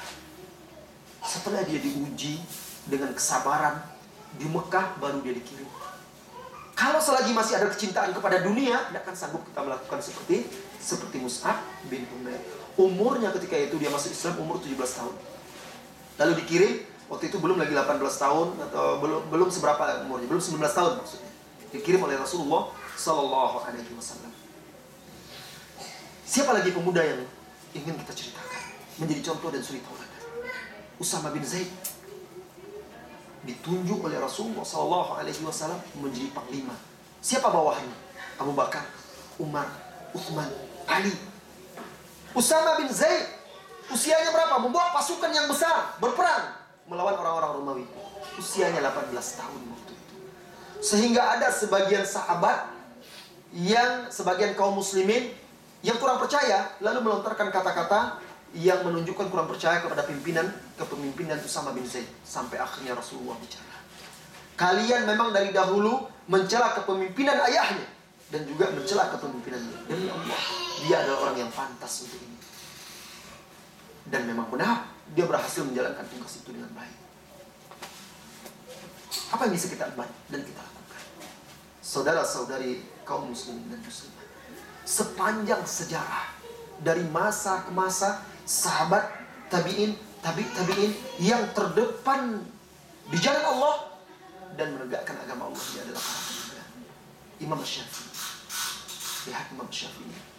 Itu adalah pemuda. Beliau sudah mulai merintis jalan dakwah ilmu ini ketika usia muda. Subhanallah.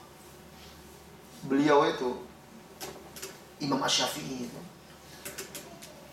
ketika umur 15 tahunan ya, dia ingin belajar kepada Imam Malik. Ingin belajar hadis kitab Al-Muwatta. Tapi dia tidak punya kitabnya. Miskin. Bahkan ketika dia belajar, dia terpaksa mengumpulkan kertas-kertas bekas, kayu-kayu pelepah korma, tulang-tulang yang sudah tidak dipakai lagi untuk mencatat ilmu. Saking miskinnya. Akhirnya dipinjamnya lah kitab orang. Dalam 1 minggu atau 9 hari kalau saya tidak salah, dia hafal langsung kitab tersebut. Subhanallah. 9 hari dia hafal kitab hadis yang ribuan isinya. Sehingga ketika dia datang kepada Imam Malik pun terkejut melihat kecerdasan dan kejeniusannya. Itu bukan datang begitu saja, itu dengan usaha. Para pemuda-pemuda ketika itu, para ulama-ulama tersebut bekerja keras. Begitu juga orang tuanya mendukung. Ibunya Imam Syafi'i ini sampai menjual rumah untuk membiayai Imam Syafi'i menuntut ilmu ke Yaman. Dijualnya rumah, tidak punya numpang dia lagi kepada keluarga-keluarganya. Itu perjuangan mereka untuk membentuk generasi. Anehnya, orang tua sekarang, mereka sanggup berjuang apa saja untuk dunia anaknya. Tapi kalau untuk agama anaknya, berat rasanya. Coba zaman sekarang cari. Orang tua itu pasti sibuk mencarikan les anaknya. Tidak cukup pelajaran di sekolah itu, ada les musik, les komputer, les matematika, les bahasa Inggris, apa semuanya. Coba lihat semua bimbel-bimbel itu. Ada bimbel akidah, ada bimbel tahfiz, ada bimbel ibadah. Mana ada orang tua mengleskan anaknya supaya bisa lancar baca Quran, supaya bisa ibadah yang benar, diantarkan dan segala macam. Tetapi kalau untuk ujian akhir sekolah berstandar nasional, wah itu duit silakan habis berapa saja. Tapi untuk ujian akhir alam barzah yang cuma 3 pertanyaan, tidak ingat orang tua. Bagaimana generasi itu akan diharapkan? Ujian akhir itu bukan ujian akhir sekolah itu, bukan tesis atau disertasi Anda, bukan itu ujian akhir Anda. Ujian akhir Anda ketika di alam barzah. Anda bersusah payah membiayai untuk mengambil gelar doktor, magister, S1 Anda. Susah payah Anda menghabiskan dana, Anda perjuangkan. Sudah kita memperjuangkan untuk ujian akhir kita. Kalau sekarang kita ada salah-salah sedikit, mungkin masih bisa nego dengan dosen pembimbing kita. Kurang-kurang dikit, masih bisa nego. Anda tidak akan bisa nego-nego dengan malaikat. Tidak bisa menjawab, tinggal dihardik, dipukul, disiksa sampai remuk tulang belulang Anda. Tidak ada lagi. Kalau Anda gagal sekarang, tesis, disertasi Anda gagal, masih bisa diulang lagi. Ulang lagi. Besok tidak ada. Kenapa? Kita tidak persiapkan untuk itu. Anak-anak itu, agar mereka paham. Bisa untuk ujian akhir di alam barzah. Karena kalau berhasil lulus ujian akhir itu, selamat dia di akhirat. Jika tidak, apalagi yang diharapkan kelak di padang mahsyar. Saudara-saudari kaum muslimin dan muslimat yang semoga senantiasa dirahmati dan diberkahi oleh Allah Azza wa Jalla. Mana para pemuda hari ini? Mayoritas pemuda hari ini seperti yang digambarkan oleh Allah Subhanahu wa taala, fa khalafa min ba'dihim khalfun. Maka datanglah setelah mereka itu generasi adha'us salawat wattaba'us syahawat, yang menyia-nyiakan salat dan memperturutkan syahwat. Itu kan kenyataan. Fasawfa yalqawna ghayya. Orang yang seperti ini, generasi yang seperti ini akan mendapatkan kesengsaraan. Itulah jadinya. La ilaha illallah. Mana pemuda-pemuda umat ini yang terpanggil dan ingin seperti Mus'ab bin Umair, ingin seperti Az-Zubair, ingin seperti Abdullah bin Umar, ingin seperti Usama bin Zaid, ingin seperti Mu'az bin Jabal, ingin seperti yang lain-lainnya yang telah berjuang untuk agama Allah Azza wa Jalla. Mana? Selama para pemuda belum tidak diarahkan, belum menyadari kewajiban-kewajiban mereka terhadap agama Islam ini, kondisi mereka masih seperti yang digambarkan oleh Al-Quran tadi, khalfun adha'us salawat wa taba'us syahwat, generasi-generasi yang menyia-nyiakan salat dan mengikuti syahwat, maka umat ini akan selalu berada dalam keterpurukan. Kalau orang tua kita nggak maklum, mereka tinggal sibuk beribadah. Yang muda-muda ini yang lebih berbahaya. Orang-orang kafir itu tidak khawatir dengan orang-orang tua itu. Mereka itu sebentar lagi masanya. Tapi anak-anak muda ini akan menjadi sasaran mereka untuk dirusak. Kita, saya, Anda semua punya tanggung jawab terhadap agama Allah Azza wa Jalla. Saudara-saudari kaum muslimin dan muslimat, lihat dalam sejarah, tatkala Rasulullah SAW wafat, berkumpullah sahabat Ansar. Kemudian datang pula sahabat Muhajirin.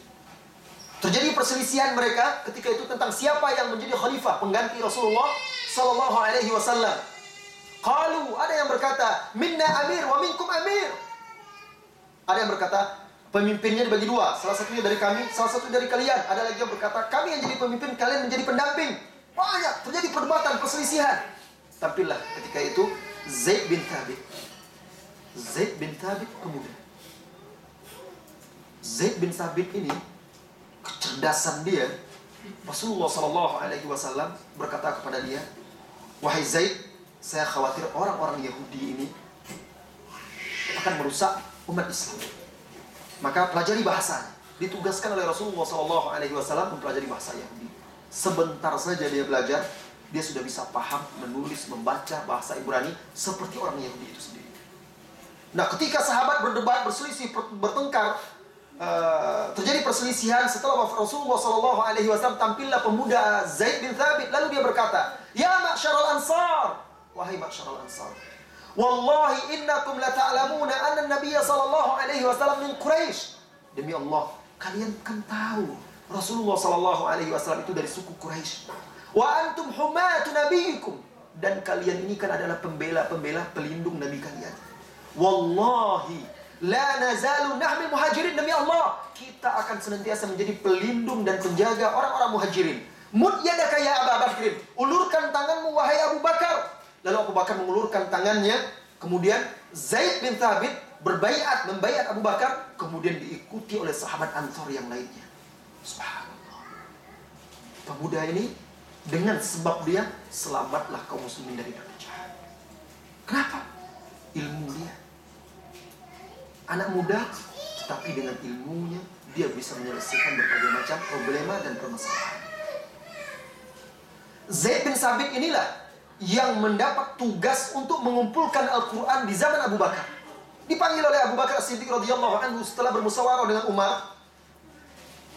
Nah, kemudian dipanggillah Zaid bin Thabit. Lalu dia berkata, ya Zaid, innaka syab. Wahai Zaid, engkau ini seorang pemuda, kata Abu Bakar. Abu Bakar tua. Dipanggilnya anak muda ini. Untuk tugas-tugas berat itu anak muda itulah. Ya Zaid, innaka syabun indana mu'taman, engkau adalah pemuda yang kami percayai. Wa inni ara an tatba'al Qur'an hatta naj'alahu fi mushaf. Dan kami ingin engkau kumpulkan Al-Quran itu sehingga kita jadikan dalam satu mushaf. Umur Zaid ketika itu 20 lebih sedikit. Zaid berkata, ya Abu Bakrin, kaifa taf'al amran ma falahu Rasulullah sallallahu alaihi wasallam. Wahai Abu Bakar, bagaimana mungkin engkau melakukan perbuatan yang tidak pernah dikerjakan oleh Rasulullah sallallahu alaihi wasallam? Dia heran, Rasulullah kan tidak pernah mengumpulkan Al-Quran, dibiarkan begitu saja. Kok sekarang engkau kumpulkan dalam satu mushaf pula? Paham Zaid bin Thabit itu tidak boleh menyelisihi apa yang dilakukan oleh Rasulullah sallallahu alaihi wasallam. Kemudian Zaid berkata lagi, wallahi law amarani an uzahziha jabalan minal jibal lakana ahwat indi min an af'al ma amarani bihi. Apa kata Zaid bin Thabit? Demi Allah, kalau seandainya Abu Bakar memerintahkanku untuk menggeser gunung ini, itu lebih ringan rasanya bagiku daripada menjalankan tugas yang dia perintahkan mengumpulkan Al-Quran itu. Namun begitu, walaupun mereka berbeda pendapat, akhirnya Zaid bin Thabit berhasil mau menerima hujah-hujah Abu Bakar, walaupun dia masih muda, dan dia berhasil menjalankan tugas-tugas tersebut. Maka mulailah dia mengumpulkan Al-Quran itu, baik dari hafalan dia, dari sahabat-sahabat yang lain, dia kumpulkan menjadi satu mushaf. Kemudian di zaman Utsman bin Affan, kembali Zaid bin Thabit ini ditugaskan oleh Utsman. Semuanya para pemuda yang mengemban tugas-tugas untuk agama Allah Subhanahu wa taala tersebut. Bagaimana dengan pemuda-pemuda umat Islam hari ini? Apakah umat dan pemuda-pemuda hari ini meniti, meneladani pemuda-pemuda ketika itu, di masa itu? Ataukah pemuda-pemuda hari ini larut tenggelam mengikuti jejak-jejak orang kafir, lalu meninggalkan jejak-jejak para pemuda itu, pemuda-pemuda Islam? Hari ini kalau ditanya kepada mayoritas pemuda-pemuda Islam, nama-nama sahabat, anak-anak muda sahabat itu, mereka mungkin taunya Abu Bakar, Umar, Utsman, Ali saja. Kalau ditanyakan tentang Zaid bin Thabit, ditanyakan tentang Mus'ab, ditanyakan tentang ini, itu kok dan segala macam. Kok itu anak muda, aneh namanya. Satu orang yang sebanding dengan 1000 orang. Ketika Sa'ad bin Abi Waqqas dalam perang Qadisiyah mengirimkan surat kepada Umar, minta bantuan 1000 pasukan. Apa yang dikirim oleh Umar? Dikirimnya satu orang saja. Apa kata Umar dalam suratnya? Madadu kabirojulin tu'adilu alfa rajulin. Tapi sebanding dengan 1000 orang. Datang satu orang kok saja. Tetapi kehebatan dia, kesabaran, ketegaran dia, itu sebanding dengan 1000 orang. Begitu sahabat Rasulullah SAW, anak-anak muda semuanya. Mereka itulah yang keluar dari jazirah Arab itu, menyebarkan Islam ke seluruh pelosok-pelosok dunia, sampai akhirnya kita merasakan indah dan nikmatnya menjadi seorang muslim. Maka wajib kita untuk melanjutkan estafet perjuangan mereka. Perjuangan itu tidak harus dengan pedang seperti mereka. Juga perjuangan dengan ilmu, dengan lisan, dengan pena, dengan apa yang bisa kita mampu untuk memperjuangkan agama Allah Azza wa Jalla. Saudara-saudari kaum muslimin dan muslimat yang semoga senantiasa dirahmati oleh Allah Azza wa Jalla. Asar jam berapa? Tanya jawab tadi jam berapa? Rencana asar tadi kita break asar 2.15 Ustaz. Udah agak ini, jadi kita mungkin tanya jawab 10 menit sampai setengah 3. Setelah itu nanti setelah asar kita lanjutkan lagi ya? Iya, kita break asar sampai 3, habis itu kita lanjutkan sekian. Baik, saudara-saudari, itu tadi namazid, contoh-contoh pemuda-pemuda yang telah menorehkan sejarah emas dalam sejarah Islam. Insya Allah nanti setelah asar kita lanjutkan lagi apa sih muqawimat atau ma'alim, rambu-rambu yang harus diwaspadai oleh seorang pemuda dalam membentuk, membina, mentarbiyah diri dia agar bisa meneladani pemuda-pemuda di zaman para sahabat, tabi'in, tabi'in, dan semuanya itu agar kita bisa mengikuti jejak-jejak mereka. Apa jalan yang harus kita tempuh? Apa saja tahapan-tahapan yang harus kita lalui? Insya Allah itu akan kita bahas nanti setelah asar. Waktu yang tersisa menjelang sholat kita gunakan untuk bertanya jawab. Silahkan ajukan pertanyaan atau ditulis.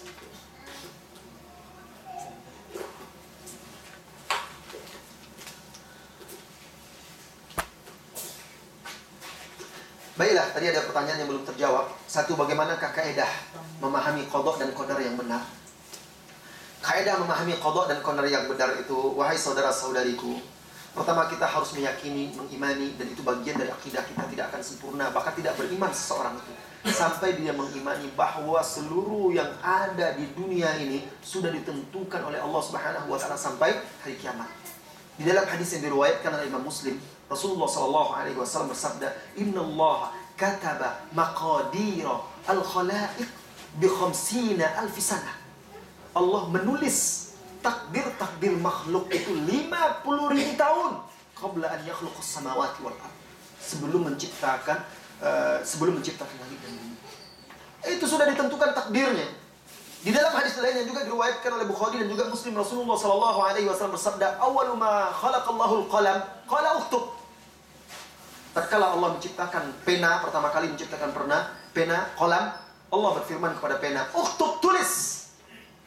Qalam berkata, "Wa ma aktub ya Rabb? Apa yang harus aku tulis?" Qal, "Uktub ma huwa ka'in ila qiyamis sa'ah." Tulis, catat apa saja yang akan terjadi sampai hari kiamat. Nah, ini keyakinan. Sebab kalau ada orang yang meragukan atau mengatakan ada sesuatu yang keluar dari ketentuan dan takdir Allah, itu syirik. Karena yang ada itu makhluk atau khaliq. Khaliq dialah yang menciptakan semuanya. Adapun makhluk itu yang diatur, yang diciptakan dan diatur oleh al-khaliq. Kemudian tahapan yang kedua, setelah kita memahami semuanya yang telah ditentukan, lalu kita juga harus yakin bahwa Allah ketika menakdirkan sesuatu untuk hambanya, Allah takdirkan dengan sebab. Jadi bukan ditakdirkan begitu saja, dengan sebab. Anda ditakdirkan sebagai apa? Anda ditakdirkan kenyang. Kenyang itu maksud takdir Allah. Sebab segala sesuatu itu adalah takdir dari Allah. Tapi Allah takdirkan orang yang mau kenyang dia harus makan. Orang yang mau pintar harus belajar. Orang yang mau kaya harus bekerja. Itu sebab. Orang yang mau sehat harus berobat. Apapun, orang yang mau dapat petunjuk harus belajar, menempuh jalannya. Jadi semua takdir itu diciptakan dengan sebab. Dan kita diwajibkan untuk menjalani sebab itu karena kita tidak pernah tahu apa sebenarnya takdir. Takdir kita, diperintahkanlah kita berusaha untuk menjalani takdir. Dan harus kita yakini pula bahwa takdir Allah itu semuanya adalah adil. Adil, sesuai dengan keagungan, keadilan, kebijaksanaannya, dan sesuai dengan rahmat dan kasih sayangnya. Allah itu tidak menzalimi hambanya sama sekali. Kenapa? Karena dia yang menciptakan. Itu hak dia. Hak Allah Subhanahu wa ta'ala mengatur apa saja. Ya Allah, kenapa saya begini? Saya kan tidak mau begini. Itu hak Allah. Itu rahasia Allah. Ya. Tetapi terkadang hamba itu kan wahadainahun najdain, kata Allah. Kami telah berikan pilihan dua jalan. Jalan yang benar, jalan yang batil. Allah tidak paksa-paksa. Memang Allah sudah tetapkan fulan menjadi penghuni neraka. Na'udzubillah. Tetapi Allah tidak jadikan dia jadi penghuni neraka takdir itu kecuali kalau dia kafir, kecuali kalau dia sesat, kecuali kalau dia berbuat maksiat, kecuali kalau dia taat dia menjadi penghuni surga. Berarti seseorang itu dengan usaha dan doa dia bisa berpindah dari satu takdir ke takdir yang lain, tetapi tidak satu pun yang keluar dari takdir Allah Azza wa Jalla. Bagaimana penjelasannya bahwa Al-Quran adalah kalamullah bukan makhluk? Penjelasannya gampang saja. Jadi ada diriwayatkan Imam Ahmad dalam penjara. Jadi pagi itu wajahnya murung, hari itu wajahnya murung. Lalu ditanya oleh khalifah yang memenjarakan dia, "Hai Imam, kenapa engkau murung?" Di zaman Imam Ahmad kan khalifahnya berkeyakinan bahwa Al-Quran itu adalah makhluk, dan itu pemahaman yang bertentangan dengan akidah Ahlussunnah wal Jamaah. Apa kata Imam Ahmad? "Tadi malam saya sholat malam, saya baca Qul huwallahu ahad, tidak bisa. Setelah salat ternyata Qul huwallahu ahad telah mati, tergeletak mati." Ketawa khalifah itu, "Bagaimana mungkin Al-Quran mati?" Lah, kalian kan mengatakan Al-Quran makhluk, kalau makhluk kan mati. Terdiamnya. Kalau seandainya dia tidak mati, berarti dia bukan makhluk tetapi sifatnya Allah. Kalam itu sifatnya Allah. Jadi kalamullah itu adalah sifatnya Allah. Al-Quran adalah kalamullah. Mana dia Al-Quran itu? Ini dia yang ditulis dengan tinta di atas kertas yang kita baca dengan suara. Itu dia kalamullah. Itu dia Al-Quran. Itu dia kalamullah. Yang tertulis dan tertuang di mushaf ini, yang diturunkan oleh Allah melalui Jibril kepada Rasulullah SAW. Dan dia akan kembali lagi kepada Allah Subhanahu wa Ta'ala. Jadi Al-Quran itu kalamullah. Salah satu sifat Allah. Allah itu berbicara, mutakallim, berbicara sesuai dengan kehendaknya, kapan dia kehendaki. Baiklah, saudara-saudari, ini masih ada. Silakan. Mau tanya yang materi sebelumnya tadi itu, Ustaz. Boleh. Masalah sedekah, bagaimana kita menyikapi masalah kita sedekah dengan pengemis, dengan instruksi pemerintah supaya kita jangan membiasakan ngasih pengemis di jalan. Ya, kalau memang sudah ada instruksi dari pemerintah untuk tidak memberi pengemis di jalan, dan itu tujuannya juga untuk mendidik mereka supaya mereka tidak meminta-minta dan juga tidak membiasakan mereka, itu bagus. Tidak perlu kita beri. Ya, dan kalau mau beri juga beri dengan baik. Yang maksudnya mendidik, kita pilih betul orang-orang yang sangat membutuhkan. Karena banyak juga pengemis itu menipu. Kadang-kadang datang ke rumah kita, bukanya bantuan untuk panti asuhan, bantuan untuk pesantren. Datang ke Pekanbaru, pesantrennya di Madura sana misalnya kan, sejauh itu mencari bantuan, jalan kaki kemana-mana. Ya kalau kita mau tolak dengan baik. Nah, kalau kita mau beri dengan baik. Tidak perlu kita sakiti. Karena kalau kita memberi dia lalu kita sakiti dengan kata-kata kita, nggak ada gunanya. Apa kata Allah Subhanahu wa Ta'ala? "Wala tubtilu shadaqatikum bil manni wal adha." Jangan kalian batalkan pahala sedekah kalian dengan menyebut-nyebutnya atau dengan menyakiti orang yang diberi sedekah. Tetapi kalau pemerintah kita memang sudah melarang, ya sudah, kita ikuti pemerintah kita. Tapi tentunya sebenarnya ketika pemerintah itu melarang untuk memberi pengemis, seharusnya juga pemerintah bertanggung jawab untuk mewadahi, membimbing, mendidik para pengemis tersebut. Umumnya para pengemis itu kaya. Satu hari itu mereka bisa dapat banyak di lampu-lampu merah itu. Cuma karena mereka tidak bersyukur, kadang banyak mereka tidak sholat, tidak ini. Duit itu kadang satu hari bisa dapat 300.000, 500.000. Nanti mereka setor kepada bos mereka. Ada apanya itu ya, koordinatornya. Tapi mereka tetap dapat banyak. Makannya enak-enak. Kami perhatikan kadang-kadang dia makannya nasi bungkus terus. Kita membeli nasi bungkus itu di rumah makan Padang itu mikir-mikir. Setiap hari mereka itu makannya. Cuma karena mereka itu tidak taat kepada Allah, duitnya itu hilang begitu saja. Mereka mencari itu hanya untuk kebutuhan perut saja, tidak untuk mereka simpan, tidak untuk ibadah kepada Allah Subhanahu wa Ta'ala dan lain sebagainya. Jadi patuhi arahan pemerintah kita itu.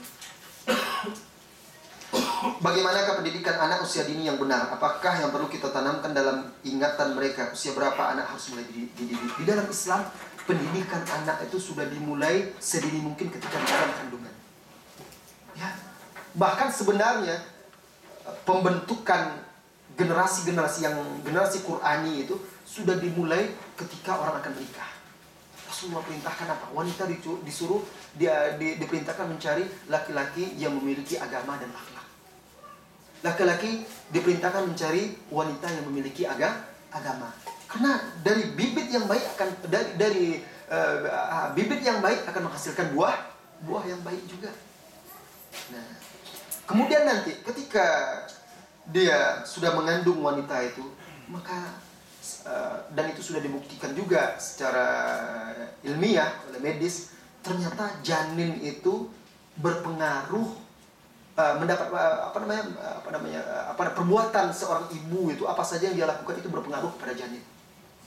Berpengaruh kepada janin. Oleh karena itu sekarang kan ada itu saran-saran orang-orang itu untuk meningkatkan kecerdasan bayi di janin itu dan segala macam, dianjurkan wanita-wanita hamil itu mendengarkan musik-musik klasik 3 kali sehari. Nah, khususnya musik-musik klasik yang kuno yang dari Yunani apa segala macam itu. Nah, kita tidak dengarkan Al-Quran, baca Al-Quran, karena kita yakin bahwa Al-Quran itulah yang akan mencerdaskan anak kita itu, menjaganya dari godaan-godaan syaitan. Ketika dia sudah dilahirkan, dianjurkan, diperintahkan kita untuk mengakikahkan dia. Agar apa? Kehidupan bayi itu betul-betul dimulai dengan sunnah Rasulullah SAW. Anak itu ketika dia bayi, itu bukan berarti dia tidak belajar. Dia belajar terus dari ibunya. Jadi subhanallah, kami punya pengalaman nih. Waktu kami kuliah di Jakarta, sedikit lagi ya. Jadi waktu kuliah di Jakarta di Libya itu, rumahnya rumah petak.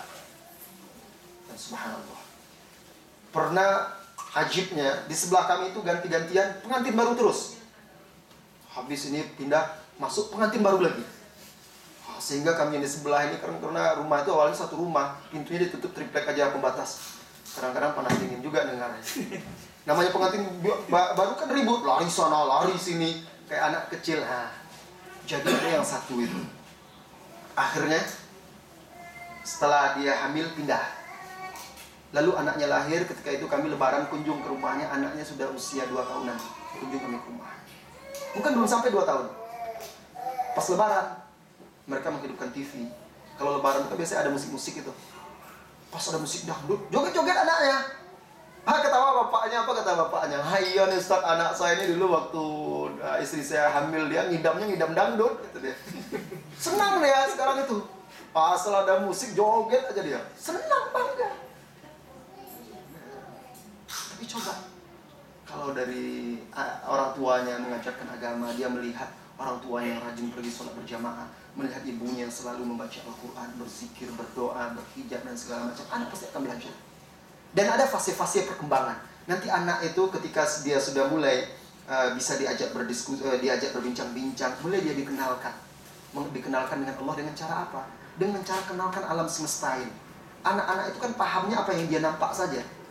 Lihat langit ini, betapa dia takjub, besar langit ini dan segala macam. Nah, ajarkan kepada dia bahwa langit itu ada yang menciptakannya. Siapa Allah? Siapa Allah itu? Allah itu yang menciptakan langit, menciptakan kita, yang wajib kita tunduk patuh mencintainya, karena dia memberi kita segala sesuatu. Ajarkan dengan bahasa anak-anak. Ketika dia sudah mulai tumbuh di usia nanti fase pendidikan usia dini atau TK sekarang ya, PAUD, pendidikan anak usia dini itu, ini kesempatan anak itu suka cerita. Nah, orang tua harus pandai bercerita. Ketika itulah dikisahkanlah tentang bagaimana keagungan, kebesaran Allah, bagaimana Allah memberikan rahmatnya, bagaimana Allah menghukum orang-orang yang durhaka dan segala macam. Banyak kisah-kisah itu di dalam Al-Quran. Kenalkan Rasulullah SAW. Anak-anak usia itu sukanya cerita. Jadi kita masukkan pemahaman itu dengan bercerita. Nah, terus ketika dia sudah mulai mumayyiz, Rasulullah SAW sudah memerintahkan suruh sholat. Suruh dia sholat. Ketika usia sudah 10 tahun, boleh dipukul. Subhanallah, ini ada rahasia. Kenapa Rasulullah SAW berkata seperti ini? Muru auladakum bis-sholati fis-sabah wadribuhum lil 'ashr. Perintahkan anak-anak kalian sholat di usia 7 tahun. Pukul mereka kalau tidak mau sholat di usia 10 tahun. Kenapa? Bapak, ibu, saudara-saudari, kalau kita punya komitmen konsisten mengajarkan dan memerintahkan anak itu betul-betul sholat selama 3 tahun, dari 7 sampai 10 tahun itu, bahkan kita yang menjadi contoh dan suri tauladan, umur 10 tahun tidak perlu dipukul lagi. 3 tahun itu dibiasakan, tidak perlu dipukul lagi. Tetapi terkadang kan kita tidak punya komitmen, tidak konsisten. Kadang kita sendiri yang lalai di hadapan anak-anak itu. maka umur 10 tahun, 20 tahun dipukul pun payah juga menurut. Tapi kalau kita betul jalankan perintah Rasulullah SAW itu, umur 7 menjelang 10 tahun itu, 3 tahun itu diperintahkan terus. Terus dijadikan kita contoh dan suri tauladan. Subuh dibangunkan. Bangunkan bukan untuk pergi sekolah dulu, untuk sholat.